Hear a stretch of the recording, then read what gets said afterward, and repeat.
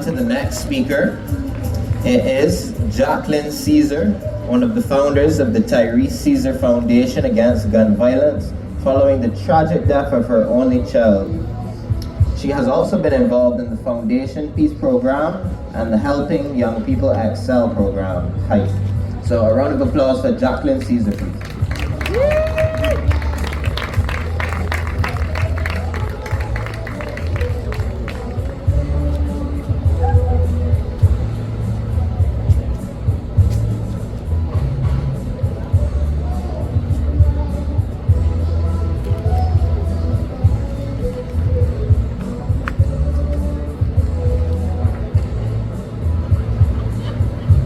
Good evening, everyone.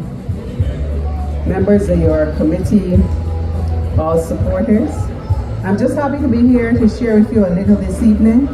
My address might be a little practical. I pray that I will be able to be insightful, and I haven't spoken to you, that those viewing online, as well as you here, will be moved to do things a little different. I come to you this evening somewhere in my journey of healing. Still in grief, still trying to live everyday life as I should. I can say now, a normal life will never take place.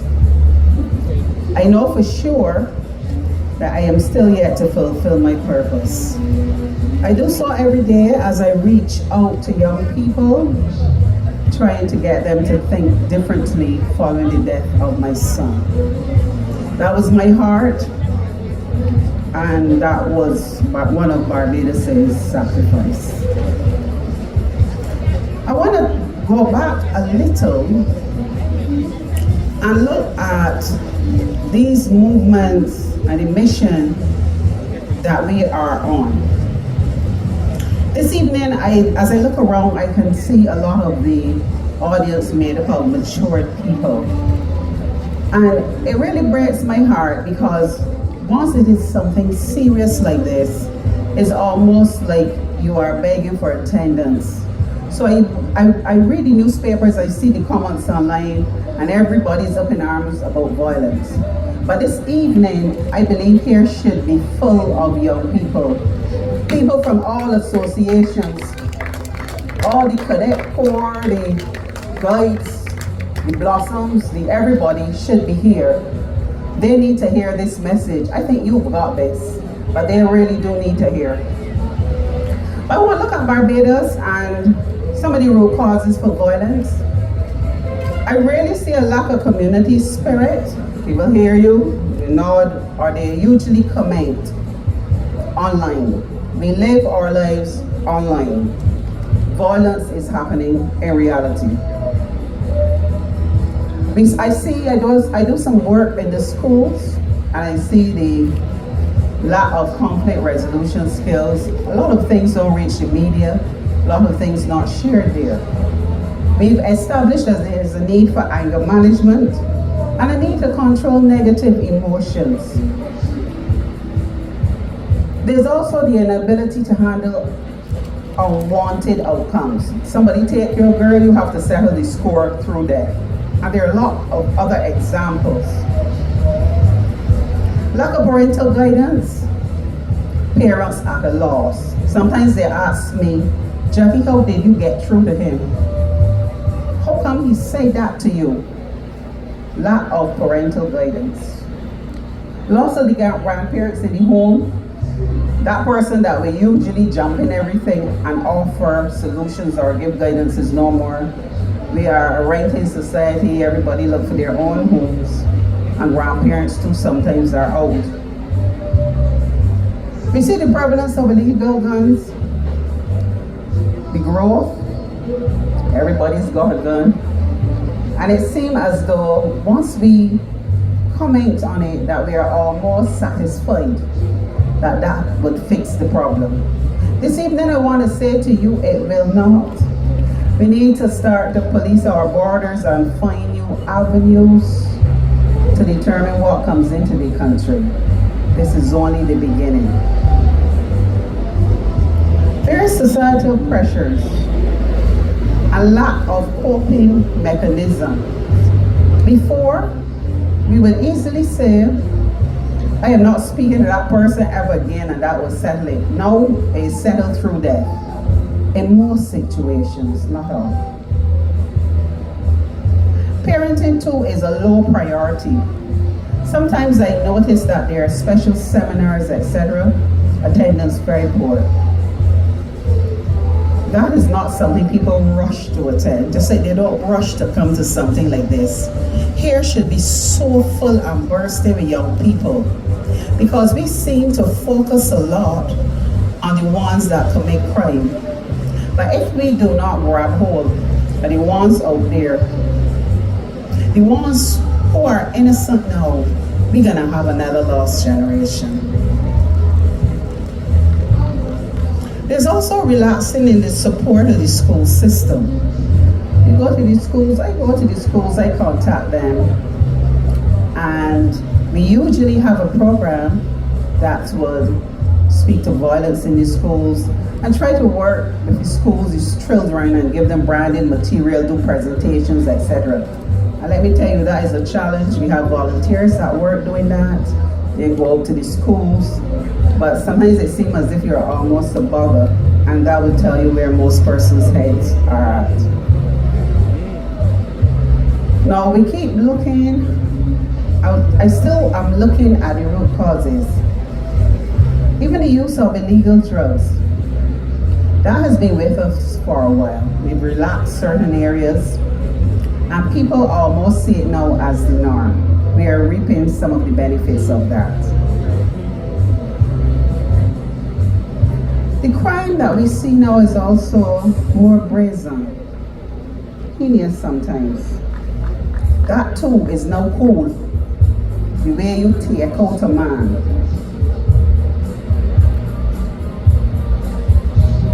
We still have our fair share of challenges. I noticed this week we were comparing stats, where we were before, where we are now. But one killing is too much. One single killing. If we are looking where we were at in the first half or the first month or year on year, I want to tell you this evening, ladies and gentlemen, one killing is way too much. We somehow believe that violence also is someone else's problems. Somebody will fix it. And one earlier speaker told us no, nobody is coming to save you. There's no Batman coming or Spider-Man. We have to fix it. So that tells me that we need to adjust the way we think. We need to be able to look at our problems differently and holistically. It is no longer somebody else's problems. I challenge you to look at the curriculum at school. Purely academic, somebody somewhere needs to develop a course to CXC level that addresses conflict resolution, life skills, morals. I'm not sure what it should be called, but I can tell you about the content, and it needs to be taught from the beginning of school till the end of school with certification. And I say that you could call it psychology, you could name it whatever works for you, but the content should include information that teach our children how to address conflict. This evening you will not have big numbers, but I'm gonna assure you that every fete they had today was probably sold out. Fetes that would have had lots and lots of people supporting. But something like this ain't too serious now, because you know what? It's nobody's brother, it's nobody's son. But I would be here this evening. I'm here on invitation. I would make the time to come because I understand the personal loss. I understand pain and anguish at a level that almost killed me. So I would be here this evening pleading and begging for people not to take people's children's life. If he owe you money, find his mother and father, let him pay it. If you got to take the law into your own hands and kill somebody, you have gone way overboard. My son left home to go to a party. And I remember him leaving home looking all right, looking all good. He didn't do anybody anything, but trust me, if they had come to me and said he owed $1 million, I would have found it. He wasn't aware. They told me he was on his phone. They said all kinds of things to me. He found himself in the wrong place at the wrong time. My son was a citizen. I still speak about him in the present, people. He was a citizen of Barbados. How do you mean the wrong place at the wrong time? Something to ponder on. How many of your children, your neighbors, your family might find themselves at the wrong place at the wrong time? That is my story. I pray it won't be yours. I'm going to continue on the challenges. We're looking at billions, spending billions on infrastructure. But can I tell you, I'm not politically inclined, but can I tell you, the best place to come in the world with a bad reputation or one of violence, I'm not sure if you would reap the results that you intended in terms of the tourists, etc. This is impacting the tourist industry like every other social ill. And I pray that you will be able to address this. We as a people need to fix the violent situation. It is the foundation and the bedrock on what everything else will sit. If you can't come out of your homes, if you're scared, and if people not coming to our lands, and if our communities have developed a indifferent kind of attitude, we have serious problems in Barbados.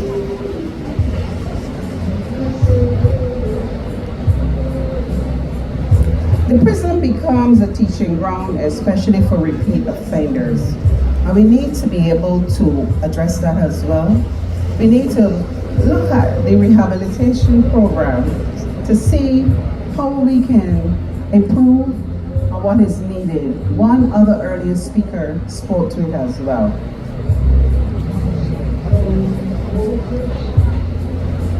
I know most schools have counselors. I know we have a lot of psychologists and psychiatrists in Barbados. We speak to the emotional aspect, and I'm hoping that we can have a pool of persons, but we need some serious meetings to be able to determine what we can do in that space. We have all the bright minds here, and if we don't have them, we need to invite them to our shores. That we have adequate skills that can help us combat all emotional and social problems and give the youth the support that they need.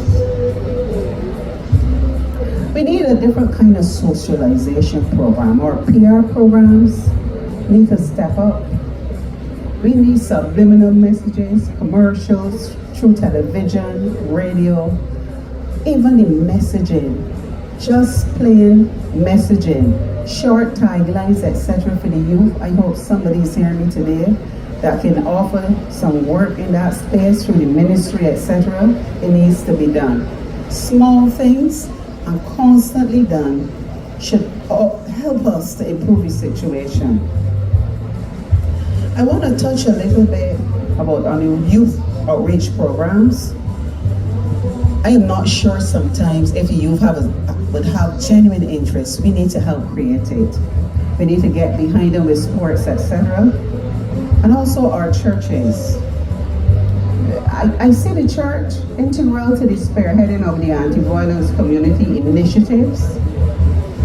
I now see Bible schools going for 1 week. I remember years ago, Bible school would have been all weeks, all summer vacation long. Now it's 1 week.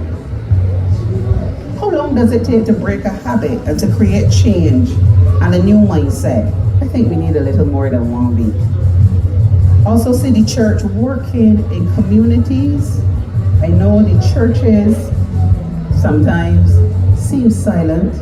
I think they need to be invited into this space where we can work together and not they staying in their lanes and hoping that people come to the church.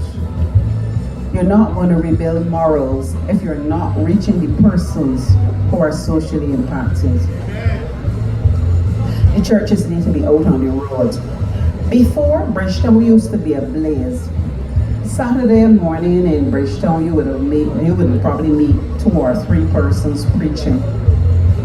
And now it seemed to be something almost of the past.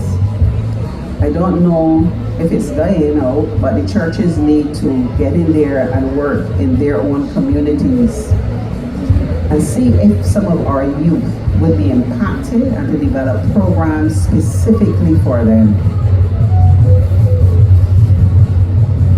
Rehab from prison also need to support a change from acceptance of a life of crime.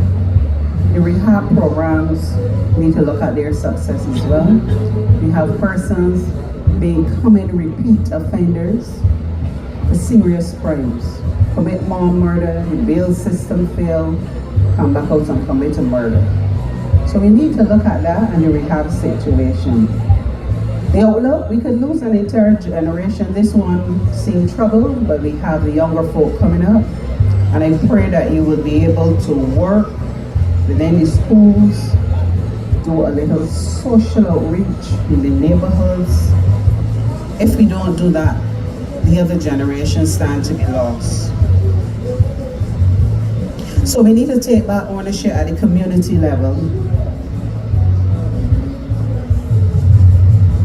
Otherwise, you might find sooner or later we have more gated communities, districts with no entry, districts you prefer not to enter.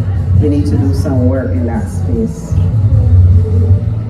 We do not want it to become a vigilante society where we do not have law and order. We do not want a case where persons are floating the law, and we do not want a case where we are not seeing our youth excel. That bothers me a lot. I work in this space with youth, and they reach out in their own way. You need to learn their language, and you need to work with them. Some people have a lot to offer, but are quite reluctant to get involved. Corporate Barbados is needed. We need support, not only financial support, but sometimes they can offer persons who can help. If we really think about it, I've seen so many funerals with loads and loads of t-shirts, and everybody is out there in grief. This evening I turned up here and I was looking for a whole set of them, knowing the work that was being done in this space. After the funeral, there's some messages to take out there to Barbados. And this evening, I'm not sure what's happening to grieving persons. I'm not certain what's happening to persons who lose loved ones. They've lost them. It's painful. Life is never the same. My life will never, ever be the same. As long as God's given me breath, I'm going to be putting the message out there. And if I can save or help but one young person or one mother, I think I would have done my job. Ladies and gentlemen, this evening I want to thank you for listening to me. Continue to pray for Barbados and uplift our nation. It's okay to go online and offer a comment, but I think we need some serious prayer. I think we need to get back to basics. A mother's heart, if it's like mine, one piece is missing, and I'm not ever going to get it back until I see him again. So this evening, in the honor of my son, the late Tyrese Daniel Caesar, I beg Barbados, put down the guns. I beg Barbados, drop them. One mother's heart is breaking. Please, I beg you all, put down the guns. Thank you.